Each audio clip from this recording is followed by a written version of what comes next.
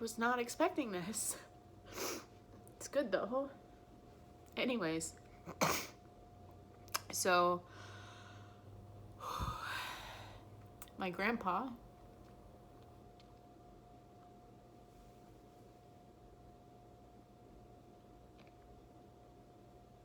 bless him, holy smokes.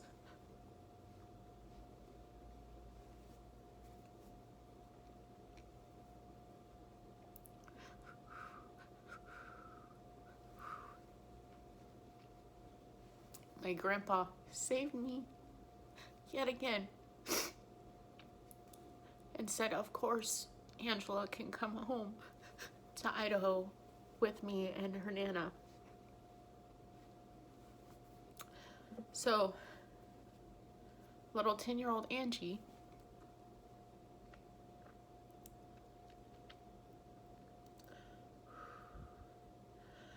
got on a plane for the very first time in my life ever at 10 years old, all by myself. My dad, of course, had gotten, the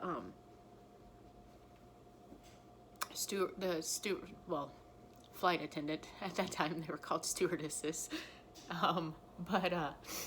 Anyways, the extra where when kids have to fly, that they can have a staff be with them the whole entire time to make sure they're safe and all that good stuff.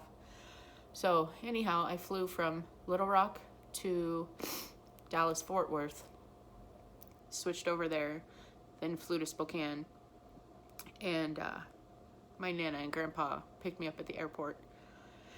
And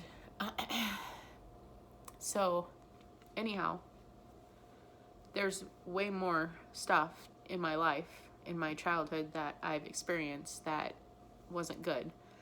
But thankfully, it was more of stuff you can't control, like people close to me dying, and then my own self-sabotage. My Nana and Grandpa's house was safe, and they loved me.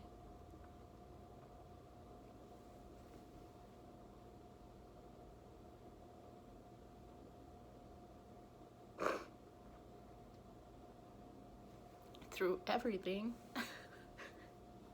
even though I was a complete asshole. But I wasn't an asshole all the time. But I went through a pretty bad phase. But most teenagers do anyways. It's kind of part of growing up. But then add on top of it all the shit that had happened to me that I wasn't able to process properly. And my grandparents tried to get me help and stuff too. So they literally did everything to take care of me. Excuse me. Anyhow, so back to the butterfly thing. I've always loved butterflies. I've always loved butterflies. And I even have a butterfly tattoo on my hip. It's not appropriate at this moment because I'm just wearing my granny gown. It's not appropriate for me to show you guys. But anyhow, and I love butterflies so much, and even my kids, whenever they see butterfly stuff, they always send me pictures of it, or they get me butterfly stuff. And butterflies, when they see real butterflies or whatever, butterflies remind them of mom. And anyways, and speaking of my kids, because of all the stuff that I experienced as a child, I swore on everything in my whole entire body and everything else that I would never, ever, ever, ever, ever, ever let anything bad happen to my kids without putting up a really good fight. And needless to say, one of my nicknames is Mama Bear. And because like I said, I might be only 5'5", but I'm a little stick of dynamite, and I will mess your world up when it comes to protecting my loved ones, protecting my kids, even protecting people I don't know if they're in a not good situation. And so anyways, yesterday, so again, back to the butterflies and the whole part of the book in The Alchemist that it talked about the omens and the butterflies and everything. Well, here lately, like, me myself, like, I'm essentially like a butterfly, you know, kind of going from caterpillar to, you know, getting ready to, you know, turn into a butterfly, like how, you know, butterflies metamorphosize. Is that the word? Is that the word? Anyhow, and so and then I've also just like not been like I really love my job as a whole. I currently work administrative work in the elder care field, and but for like the last 15 years I've worked in the health and social services field in some form of capacity, whether it's like direct care, taking care of elders. I've wiped a lot of asses. And but I've also had to say goodbye to a lot of people, like literally and figuratively. But and like I've loved taking care of my elders, right? I'm an old soul, so I'm naturally attracted to older people typically, and but because of my grandparents' influence in my life, it was just kind of a excuse me, good Lord, it's a roundabout way of being able to pay them back for taking care of me when they didn't have to. They weren't legally obligated to take care of me. They weren't my birth parents. They, you know, grandparents are just supposed to be able to, you know, have you come over and visit for the weekend or something and then send you home all jacked up on sugar and stuff like that. But they raised me. They saved me.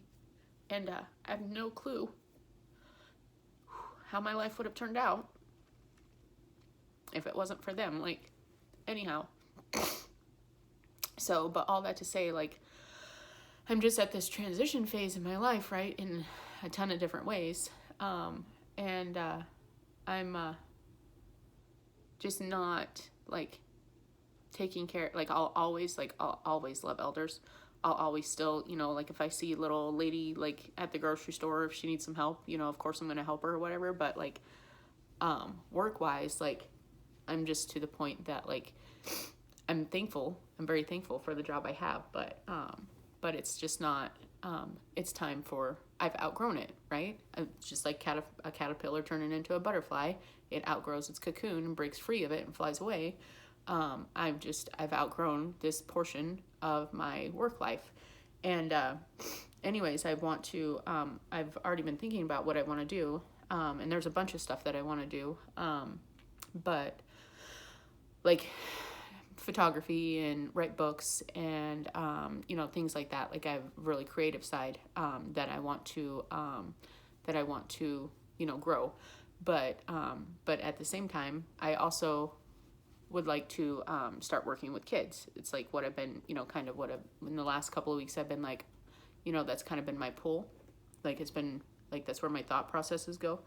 And, anyways, so yesterday when I was doing my grocery shopping at Walmart and because I love to read, right? So I went to the book section. I always go to the book section and just kind of look and see what there is. And there was just this one little lonely copy of The Butterfly Girl, right? By Renee Dinfeld. She's also the author of The Child Finder. Well, hello, I love butterflies. And I'm a girl. And just everything that I've already just shared, right? About how much I love butterflies and everything. So, of course, and plus two, it's some of my favorite colors. And so, anyway, so I'm like, ooh, I gotta like pick this book up and see what it's all about, right? And the second, literally the second that I picked it up and held it in my hot little hand, I got chills like throughout my whole entire body. And then I read the back, and I'll read it to you. It says, Naomi, an investigator with an uncanny ability for finding missing children, promised herself that she would not take another case until she found her younger sister, who has been missing for years. Naomi has no picture, no name, only a vague memory of a strawberry field at night, black dirt under her bare feet as she ran for her life. The search takes her to Portland, Oregon, where scores of homeless children wander the streets like ghosts, searching for money, food, and companionship. Young girls have gone missing for months, only to be found in the dirty waters of the local river. Naomi, unable to resist the pull of a child in need, is drawn to a 12-year-old girl named Celia, running from an abusive stepfather and an addict mother. Celia's faith in the mystical butterflies that guide her way on the dangerous city streets is her savior. These tiny iridescent wisps of hope soften the edges of her hard world and illuminate a cherished memory from her childhood, the Butterfly Museum, a place where everything is safe and nothing can hurt her. Naomi and Celia find echoes of themselves in each other, but danger is creeping ever closer. And as soon as I read that, I went, hello, like I know exactly what I want to do. And that is somehow, some way, I'm going to work with kids, but I will be working with kids that are in similar situation like this book. Now, this book is, it's a fiction book, but we know the reality of the world. We know that kids, I experienced stuff, right, that I just shared already about being abused in all sorts of different ways and going hungry and all that good stuff. And thankfully I always had a roof over my head, but I might have been better off being homeless. And, that's fucked up to think that. But seriously though, anyway, so my personal legend, is now switched from taking care of elders, and my karma bank is full on that now. And now I'm going to work towards start researching what it would look like or what I need to do in order to somehow, some way start working with kiddos in horrible situations like this and start saving them. There's this saying that goes something like, be who you needed when you were younger.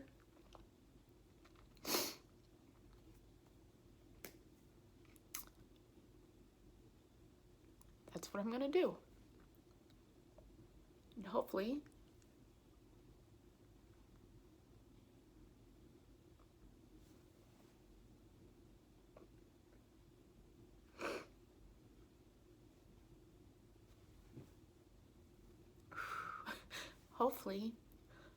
I'll be able to save lots of kiddos and show them that even though the world can seem like shit because they've experienced the things that they've experienced, that the whole world isn't like that. That not all the people in the world are like that. That there are good people out there who genuinely care and want to make the world a better place, and to hopefully then inspire these kiddos that I'm going to come in contact with to heal themselves so that they can create a ripple effect by sharing their story and help other people too. So with that, I'm going to close. Thank you for joining me. And that is my butterfly story. Join me tomorrow for more reading of The Alchemist by Paulo Coelho. Thank you.